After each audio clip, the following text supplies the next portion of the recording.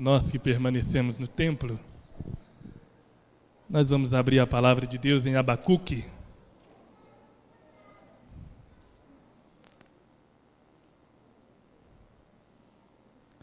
Livro de Abacuque, capítulo de número 1.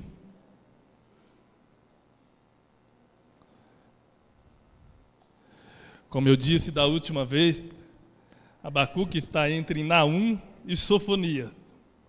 Então, para ficar bem delimitado,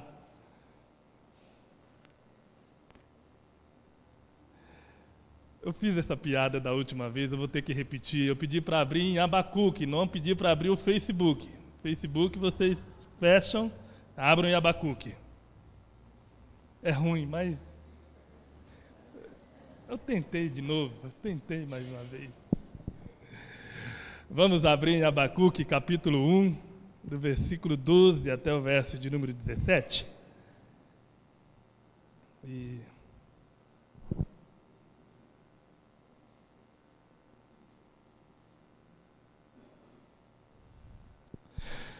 A palavra de Deus diz assim: Não és tu, desde a eternidade, ó Senhor, meu Deus, ó meu Santo, não morreremos.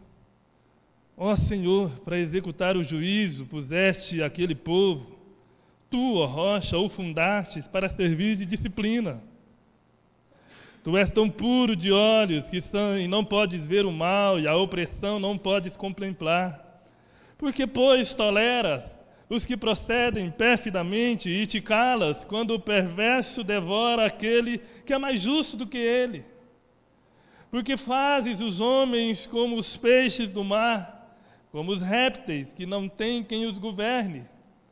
A todos levanta o inimigo com anzol, pesca-o de arrastão e os ajunta na sua rede varredora. Por isso ele se alegra e se regozija. Por isso oferece sacrifício à sua rede e queima incenso à sua varredora, porque por elas enriqueceu a sua porção e tem gordura a sua comida. Acaso continuará por isso, esvaziando a sua rede e matando sem piedade os povos? Meus amados, nós acabamos de ler essa porção das Escrituras, nós vamos orar, porque precisamos do auxílio do Espírito Santo para não somente entender essa passagem, mas sobretudo aplicar no nosso coração. Vamos orar?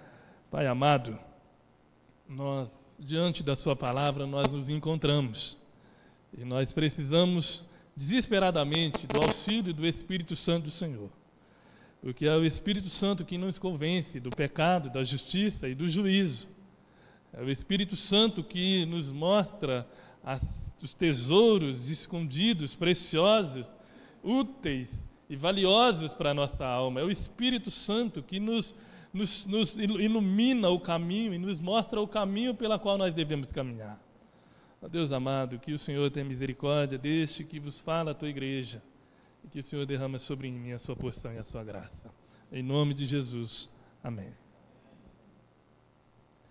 Meus amados, hoje eu gostaria de falar sobre o tema da crise para a esperança. No dia 8 de setembro de 1941, no auge da Segunda Guerra Mundial, especialmente no auge da ofensiva alemã, Adolf Hitler toma uma decisão que mais tarde provaria ser uma decisão equivocada, mas que naquele momento ele toma uma decisão de lutar duas frentes de batalha. Na frente ocidental, ele investe toda a sua artilharia aérea contra Inglaterra. Na frente oriental, ele decide quebrar um pacto de paz com Stalin e decide avançar sobre a Rússia. E ele avança sobre a Rússia e cerca a cidade de Leningrado. No dia 8 de setembro de 1941, a cidade de Leningrado foi cercada e ela permaneceu cercada durante 900 dias. Ninguém entra, ninguém sai, mantimentos são escasseados combustível, energia, remédios. As condições de vida de Leningrado começaram a se deteriorar rapidamente. As pessoas estavam padecendo de fome, estavam padecendo de frio, estavam padecendo de enfermidade. Mas aquela cidade só não sucumbiu por causa da estrada da vida. A estrada da vida foi uma estrada que os soviéticos perceberam que o lago que circuncidava a cidade de Leningrado, ele se congelava de tal forma que dava para passar carroças. E eles começavam então a passar carroças em busca de alimento na cidade do outro lado do lago. Foi isso que salvou a cidade de Leningrado. Aquela cidade resistiu por 900 dias, porque ela trilhou um caminho de esperança. Ela trilhou um caminho para a vida. Ela fez uso da estrada da vida. Meus amados irmãos, eu quero nesta noite justamente falar que nós precisamos, em alguns momentos da nossa vida, trilhar um caminho da esperança. Porque não são poucas as ocasiões onde nós nos encontramos em meio a situações que nos fazem perguntar: por que que Deus permite que isso aconteça? Por que que Deus, sendo Deus, age dessa forma? E queridos, este é um questionamento do profeta Abacuque a partir desse texto que nós acabamos de ler. Vocês se lembram que Abacuque, ele começa sua crise quando, num primeiro momento, ele olha para a situação de Judá e ele percebe que Judá está indo de mal a pior. O reinado de Joaquim era o pior reinado que já havia existido em Israel, fruto da consequência do reinado de Manassés. E de que aquela nação, ela não estava apenas no fundo do poço, mas ela estava afundando o fundo do poço. E Abacuque clama a Deus, busca a Deus, chama a atenção de Deus, busca a resposta de Deus, para que Deus pudesse intervir naquela situação. Provavelmente Abacuque queria que Deus pudesse fazer um reavivamento, pudesse trazer novamente os tempos do rei Josias, onde Deus visitou aquela nação e trouxe graça, misericórdia e estendeu a sua longanimidade para aquela nação. Mas ao invés disso, Deus disse para Abacuque: Abacuque, eu não vou mandar um reavivamento, eu não vou mandar um renovo, eu vou suscitar uma nação que vem do norte, e essa nação é impiedosa, ela é sanguinária, ela é escravagista, ela é conquistadora, ela pesca as nações, ela arrasta as nações, ela não terá piedade de Judá, e é eu quem estou fazendo todas essas coisas. Isso não procede do coração do rei dos caldeus, isso procede da minha vontade. Eu vou julgar Judá com o chicote da Babilônia. E a crise de Abacuque, que é por causa da situação pecaminosa de Judá, se transforma numa crise teológica. Amados, deixe-me explicar o que significa a palavra crise. A palavra crise significa mudança súbita. É um momento onde o que é ruim pode se tornar bom, mas o que é bom pode completamente se degringolar e se desfazer. Aquele ali é um momento chave, crucial, porque a partir desses questionamentos de Abacuque pode sair completamente levantado, revigorado, reanimado, reestabelecido, ou Abacuque pode sair dali com a fé totalmente destruída, em frangalhos, totalmente desconectado com Deus. Amados, é nos momentos de crise que ou nós reafirmamos e fortalecemos a nossa fé, ou é no momento de crise que nós Em alguns momentos, até mesmo chegamos a abandonar nossas fé. Crise é o que muitas das vezes os nossos adolescentes e jovens, ao entrarem em confronto e em conflito com algumas ideias, com algumas ideologias, com alguns posicionamentos e contrários àquilo que eles sempre ouviram à luz da palavra de Deus, e eles não conseguem achar uma resposta plausível, então eles entram em crise. E esse é um momento crucial. É da crise que nós podemos sair mais fortes, é da crise que nós podemos sair totalmente destruídos. Mas, amados, de onde vem essa crise de Abacuque? Essa crise de Abacuque, ela procede da dúvida. Se você observar comigo no versículo 13 até o versículo 17, tendo em vista aquilo que já foi dito, Abacuque que não questiona a ordem de Deus de disciplinar Judá, Abacuque que não questiona a necessidade de Judá ser disciplinada por Deus, Abacuque começa a questionar por que Deus está agindo daquela forma. E do versículo 13 até o versículo 17, nós temos aqui 7 perguntas que Abacuque vai fazer. A primeira pergunta, veja aí comigo no versículo 13.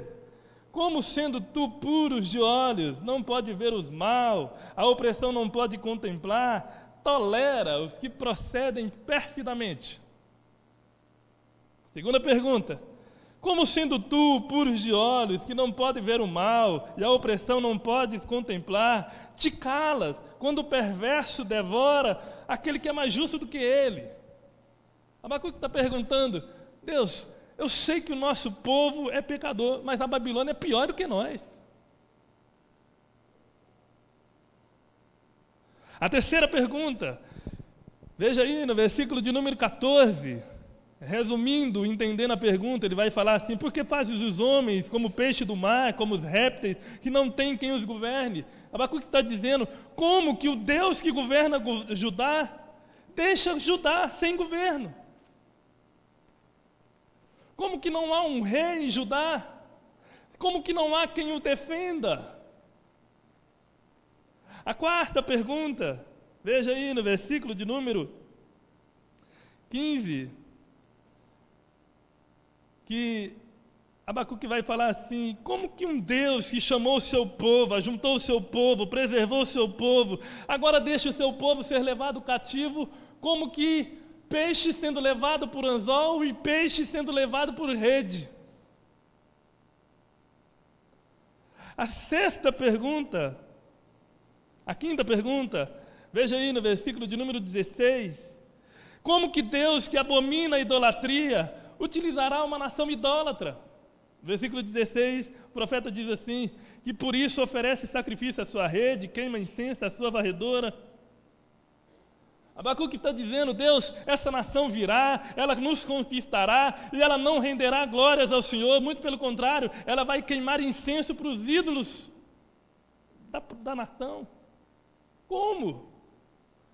Veja a sexta pergunta, como que o Senhor autoriza a obtenção de uma riqueza ilícita? Veja aí no verso 16 da parte B, porque por elas enriqueceu a sua porção e tem gordura a sua comida. Abacuque está dizendo, olha Deus, esse povo está vindo aqui na nossa nação, está saqueando a nossa nação, roubando a nossa nação, e o Senhor vai permitir isso?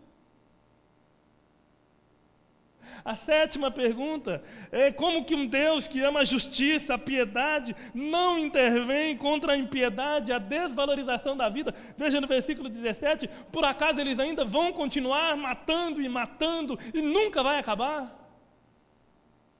Resumindo todas essas perguntas, Abacuque está dizendo assim, ele está perguntando para Deus, Deus, por que que o Senhor, sendo o Deus da nossa nação, sendo o Senhor da aliança, permite que essas coisas possam acontecer com o seu povo?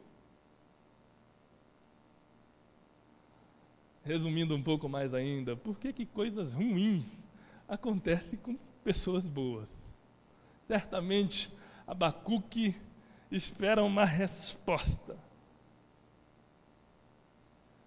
E com absoluta certeza, você já fez essa pergunta. E com absoluta certeza, você também espera essa resposta. Meus amados irmãos, algumas pessoas já tentaram responder essa pergunta. Alguns teólogos de linha liberal, eles vão tentar responder essa pergunta subtraindo alguns atributos de Deus. Alguns deles vão tirar a bondade de Deus. Deus é todo-poderoso. Deus tem toda a capacidade de exterminar o mal, mas aparentemente Deus não é tão bom assim. Aparentemente Deus tem, entre aspas, um lado negro. Outros teólogos liberais vão dizer que, na verdade, Deus é totalmente bom, Deus é excelente no amor, mas não é todo-poderoso, por isso que Ele não pode exterminar o mal, embora Ele não aprove o mal, Ele não deseje o mal, mas Ele não tem poder. Ele não pode. Meus amados, um Deus que não é totalmente bom e um Deus que não é totalmente poderoso é um Deus que, primeiro, não vale a pena, que não é padrão moral para ninguém. Um Deus que não é perfeito na bondade não é padrão moral para ninguém. Um Deus que não é todo-poderoso é um Deus fraco, limitado, que não merece a nossa confiança, porque nada Ele pode fazer diante das nossas adversidades. Portanto, nós não podemos entrar nessa vereda. Por outro lado, um outro teólogo muito conhecido no Brasil, um escritor americano muito conhecido no Brasil, vai dizer assim, e tentando responder essa questão, por que coisas ruins acontecem com pessoas boas, ele vai dizer assim que, na verdade, Deus não conhece as contingências futuras. Trocando em miúdos, este autor americano vai dizer assim: Deus é refém das nossas escolhas. E ele vai utilizar um exemplo de Jó, de que no momento em que Deus pergunta para Satanás, observastes o meu servo Jó, porque ele é o homem mais íntegro deste mundo, e Satanás faz uma observação para Deus, é claro que ele é o homem mais piedoso desse mundo. O Senhor o cerca de bênçãos, o Senhor dá riqueza, o Senhor dá uma boa família, o Senhor dá bons amigos, o Senhor deu ótimos filhos, o Senhor o cerca com bênçãos. E este autor vai dizer assim que, na verdade, Deus o constitui, Jó, como seu advogado de defesa, mas não sabe que Jó tomará a decisão correta. Deus é refém das nossas escolhas. E aí, Jó, ele tem apenas a torcida de Deus. Deus está torcendo por Jó. Essa é uma posição. E quando nós tomamos decisões erradas, então entra aí a questão do mal. Isso é um problema nosso, não é um problema de Deus. Mas para que isso ocorra, então se sacrifica a onisciência de Deus, de que Deus não sabe todas as coisas. Uma outra posição, que é a posição do teísmo aberto, vai dizer assim que, na verdade, Deus está totalmente ausente da nossa realidade. Ele é o Criador de todas as coisas. Ele, na verdade, criou todas as coisas e deixou o mundo girando na corda e se coloca totalmente à parte da realidade do nosso mundo. De forma de que as coisas que acontecem não tem nenhum propósito de Deus, não tem nenhuma mão de Deus, não tem nenhuma intervenção de Deus, não tem nenhum desejo de Deus. O que configura, na verdade, um Deus cruel, que pode fazer todas as coisas, intervir na realidade, mas não intervém porque ele se mantém totalmente à parte da realidade. Um outro autor vai dizer que, na verdade, para nós resolvermos esse problema do mal, é que entre a bondade de Deus e a onipotência de Deus, existe algo no meio chamado liberdade do homem. E de que o problema do mal se resolve não é porque Deus, Deus não tem nenhuma interferência nas questões do mal, porque ela é fruto das escolhas humanas. E porque o ser humano não está mais conectado com Deus por causa do pecado, agora ele vai tomar decisões que afrontam a vontade de Deus e fogem do controle da vontade de Deus, mas que isso não tem nada a ver com Deus, isso não está debaixo do controle de Deus, muito pelo contrário, isso está debaixo do controle do homem. Sacrifica-se então a essência de Deus, Deus como Senhor absoluto sobre todas as coisas. Queridos, esse problema do mal não é fácil de resolver. Essa pergunta não é simples de responder. Mas nós precisamos nos ater, amados, naquilo que nós conhecemos na palavra de Deus. Queridos, na tentativa de responder uma questão difícil, nós não podemos incorrer o risco de desconfigurar o Deus da Bíblia. Nós não podemos aceitar explicações que retiram parte do caráter imutável de Deus, do caráter poderoso de Deus, porque assim nós vamos construindo um Deus à nossa imagem e à nossa semelhança. Se nós quisermos obter uma resposta para esse problema, de acordo com aquilo que nós desejamos, nós fatalmente incorreremos no erro de destruir a verdadeira imagem, essência e caráter de Deus revelado nas Sagradas Escrituras, e isso nós não podemos incorrer nesse erro, em hipótese alguma. Por isso, amados, para nós resolvermos esse problema, nós precisamos nos atentar para a lição preciosa que Abacuque nos ensina. E o que está acontecendo aqui, está acontecendo porque Deus é absolutamente soberano sobre a terra, sobre o universo. E de que esse Deus é o Deus revelado nas Escrituras, Ele é absolutamente todo-poderoso, Ele é absolutamente bondoso, Ele é absolutamente santo, Ele é absolutamente onipotente, onipresente, onisciente. Este Deus depõe reis, este Deus levanta reis, este Deus endurece corações, este Deus amolece corações, este Deus, Ele levanta os principados, as potestades, este Deus é o Deus que utiliza o bem e faz o bem, Ele é a fonte de todo o bem. Este Deus também é o Deus que utiliza o mal para os seus propósitos eternos, ainda que não se suje com a maldade. Este Deus é totalmente santo, este Deus é o Deus que nós cremos, este é o Deus todo-poderoso revelado nas Escrituras, este Deus é o Deus que nós deveremos colocar toda a nossa fé e a nossa confiança. É nessa direção que nós vamos conseguir trilhar um caminho para a esperança.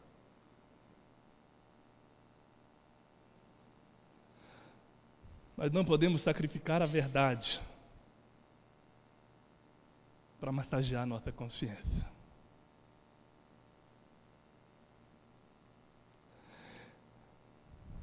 Diante disso, nós precisamos então olhar para aquilo que nos traz a esperança. Abacuque, então, amados, nos dá um vislumbre de que, apesar dessas perguntas estarem no seu coração, ele não sucumbirá à crise, porque ele trilha o caminho da verdade.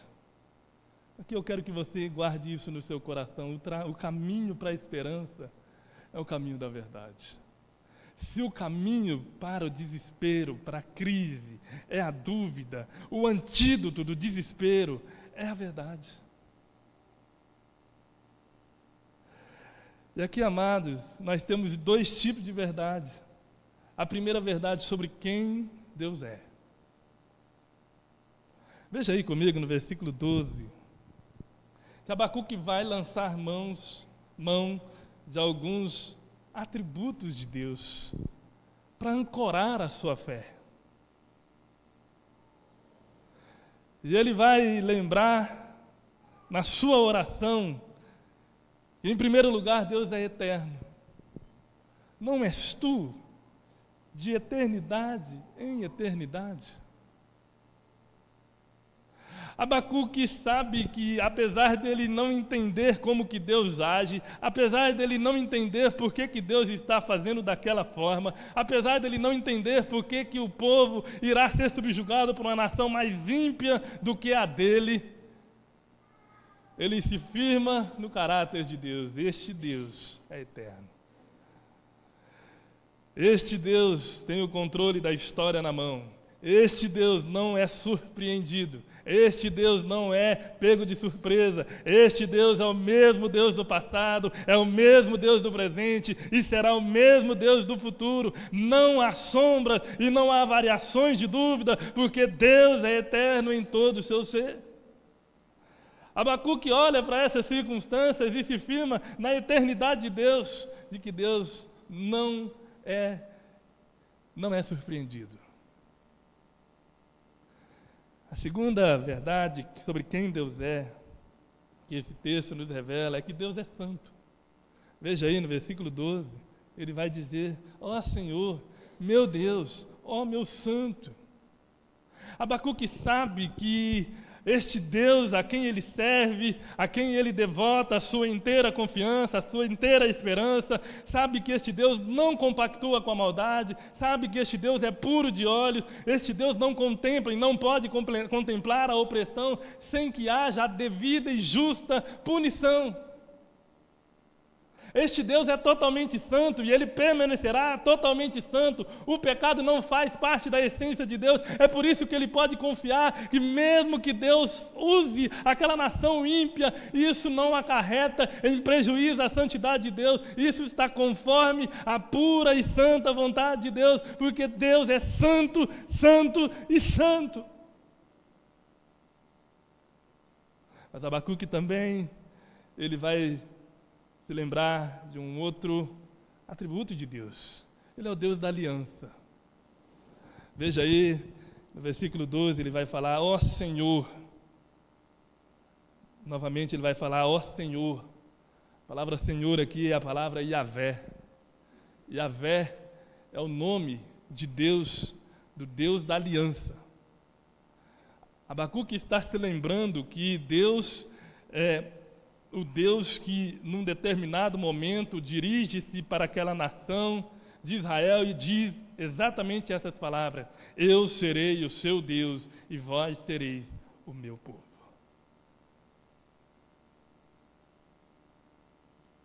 E porque Deus é o Deus daquela nação, Ele chamou, Ele preservou, Ele sustentou, Ele renovou, Ele restaurou e agora Ele vai disciplinar. Mas Ele não vai abandonar, porque Ele é o Deus da aliança. Abacuque também vai dizer que este Deus é a rocha. Veja aí, ó rocha. Abacuque está dizendo que Deus é imutável no seu ser. Essa rocha é firme, ela não sofre variações, essa rocha não muda de ideia, essa rocha não muda de opinião, essa rocha é a mesma que fez um pacto com aquele povo, é aquela que prometeu sustentar aquele povo, guardar aquele povo, dar vida àquele povo, multiplicar aquele povo, e é este mesmo Deus, essa mesma rocha que é imutável em todo o seu ser, que não vai destruir aquela nação. Abacuque coloca a confiança dele inteiramente na imutabilidade de Deus. Absolutamente nada pode mudar a essência de Deus. Eu posso confiar em Deus, porque o mesmo Deus que eu criei ontem é o Deus que eu vou crer amanhã.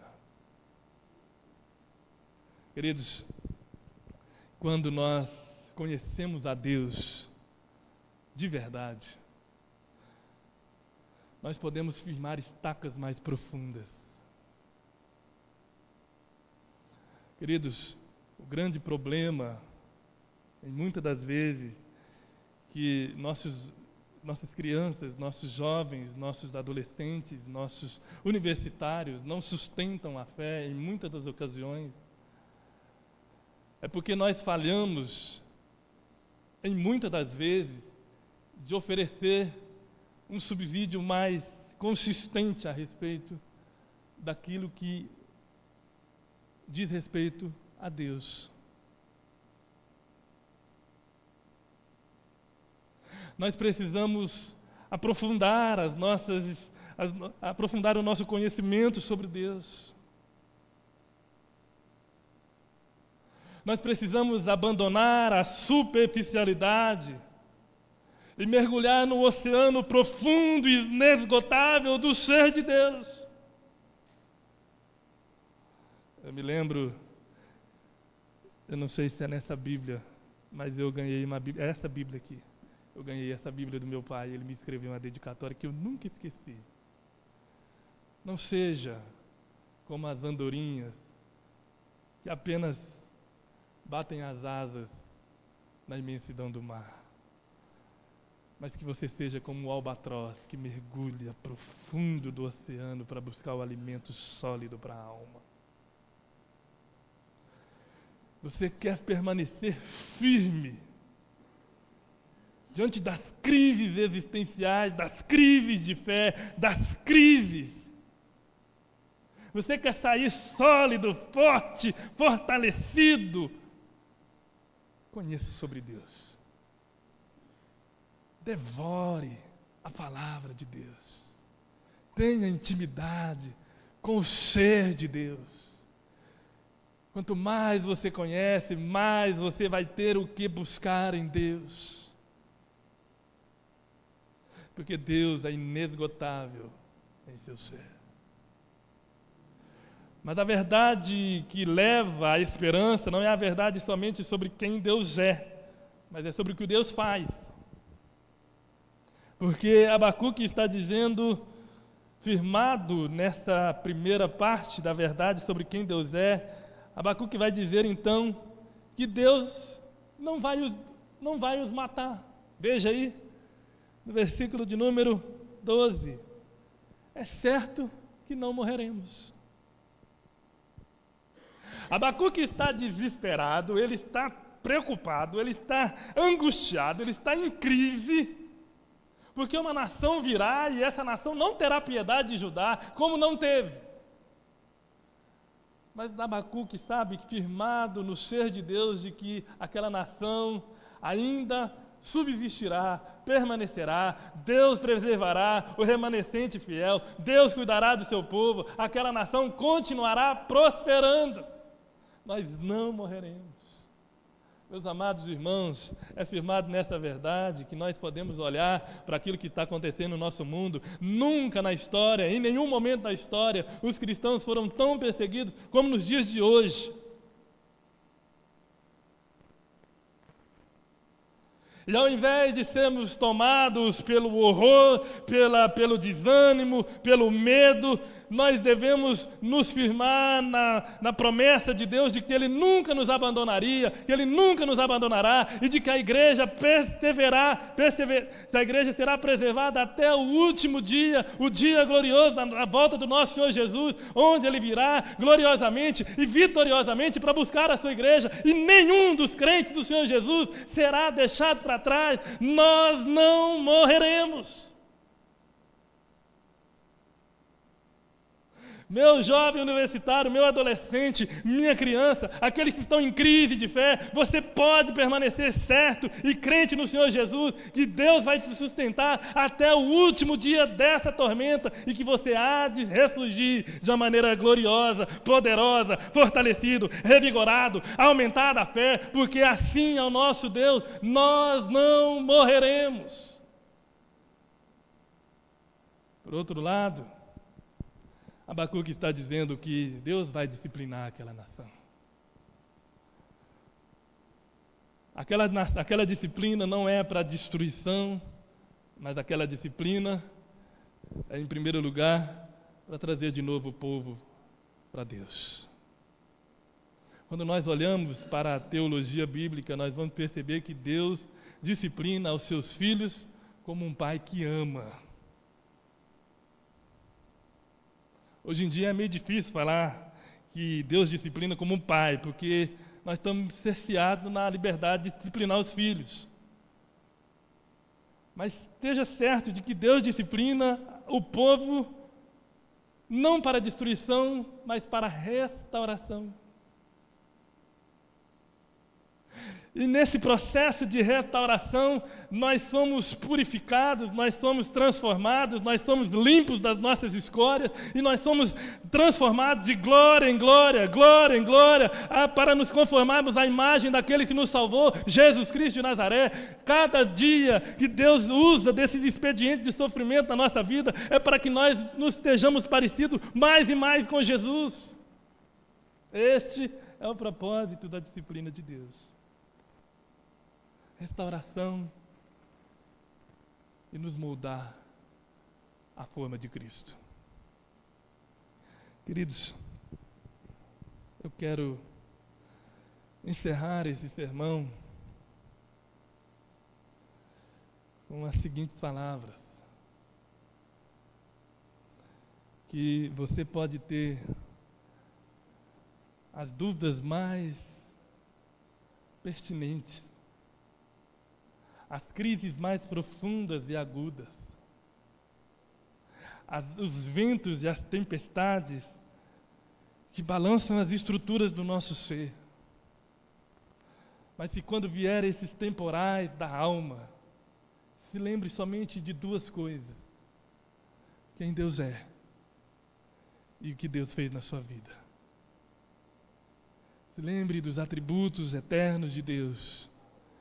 Se lembre da salvação que Deus fez na sua vida. Foi Ele quem te chamou, foi Ele quem te salvou, foi Ele quem te deu o Espírito Santo de Deus, e é Ele quem te glorificará na volta do nosso Senhor. Talvez você possa se perguntar todos os dias: por que coisas ruins acontecem com pessoas boas? Meus amados irmãos,